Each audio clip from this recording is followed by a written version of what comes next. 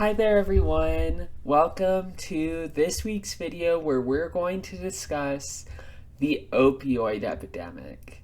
Specifically, we're going to be looking at the opioid epidemic from the perspective of biomedical ethics.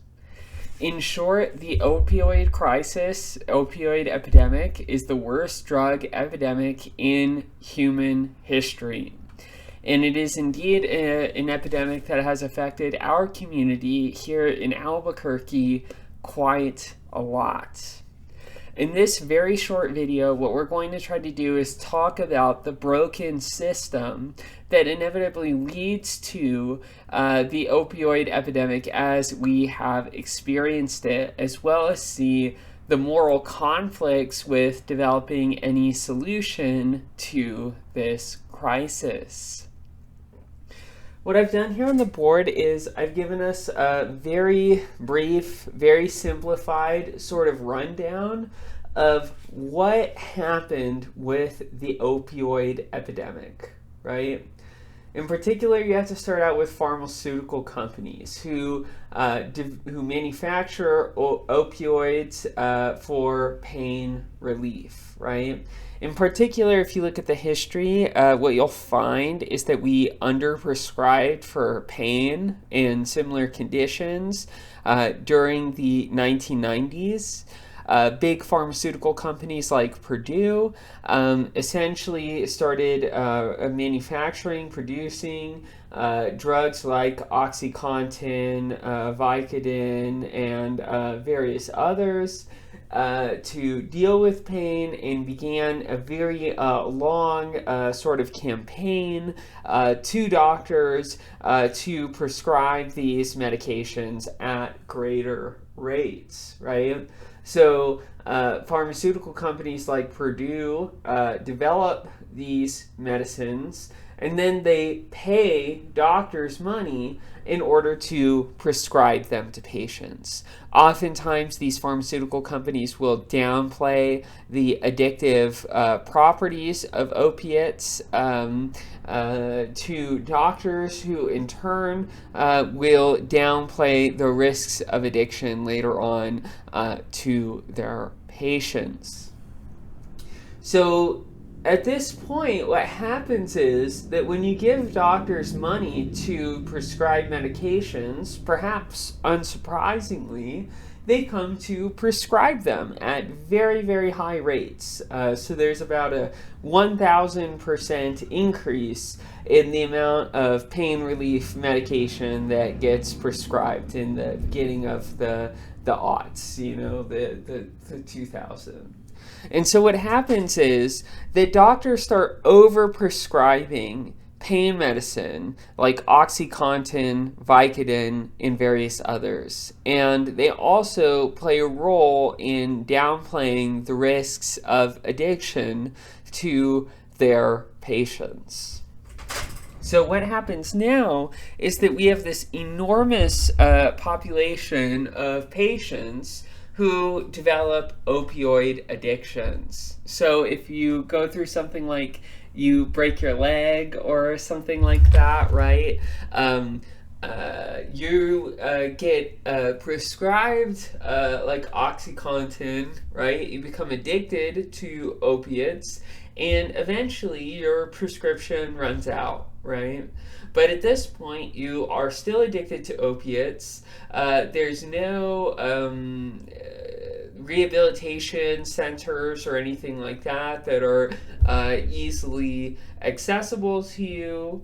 And so most patients at this point, because they're addicted to opiates, and because opioid addiction is so difficult, they turn to other sources of opiates other than their prescription medications, especially heroin and fentanyl. Um, Albuquerque has this problem particularly bad, right? And so, ordinary patients who were otherwise never criminals a day in their lives, oftentimes now turn to illegal drug dealers in order to satisfy the addiction that was given to them by these pharmaceutical companies. What this results in is an enormous demand on the part of consumers for cheap and readily available opioids, right? And so drug cartels began to fill this void in supply by supplying drug dealers with drugs that are often cut with dangerous chemicals that increase the risks of overdose. And we see a movement towards synthetic opioids, like especially fentanyl, right? I mean, it's reported that sometimes fentanyl pill is sold for as low as $0.25, right? So very, very available, very, very damaging, very, very addictive kind of drug, and moreover, one that's very easy to overdose on. So we have this really, I think, negative cycle that really exhibits the perverse incentives that can happen within the medical field. What we see here is sort of a private healthcare phenomena, namely the prescription of opiates, become a public health disaster, right? And while certainly some of these parties, I think, bear more responsibility for others than others, I mean, thinking especially at Purdue Pharmaceutical, the Sackler family, and companies of this nature, it's also not really totally obvious how it is that you fix a problem like this, right? I mean, ultimately, it is true that in the 90s we were under-prescribing for pain. So it can't be that we expect that the pharmaceutical companies no longer develop pain medication, nor can we expect that they develop medications with no side effects or no addictive side effects. While we can look at Purdue Pharmaceuticals' impact on doctors and doctors' behaviors in prescribing, of course it is the case that pharmaceutical companies have to be able to direct outreach to doctors to begin to prescribe their medicines in order to make it profitable. And certainly, I think Purdue Pharma was liable for some criminal behavior here in that they directly hid many of the more negative side effects of their medications, both from doctors and those doctors' patients.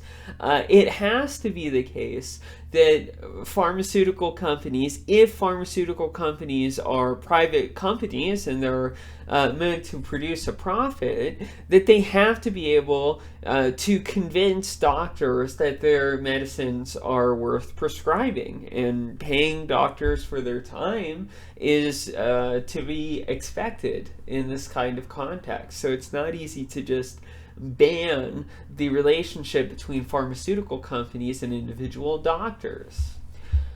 Of course, too, while we can recognize that there was a tendency of over-prescribing pain medications, it's difficult to regulate the behavior going on between a doctor and their patient. I mean, we often have worries, for example, about who it is that we think should be able to intervene in the relationship between a doctor and their patient, right, with these broader public health concerns. Ultimately, if a patient wants the medicine and the doctor wants to prescribe it, it's hard to develop an argument that should explain why that shouldn't happen, right?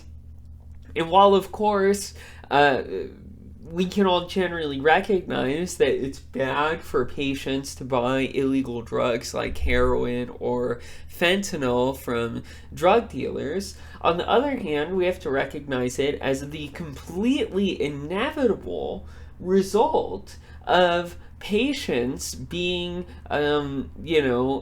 addicted to opiates and really having no publicly available options for dealing with that addiction, right? It's just, of course, we want to discourage patients from turning to heroin, turning from fentanyl, but of course, it's also just the natural result of their addiction.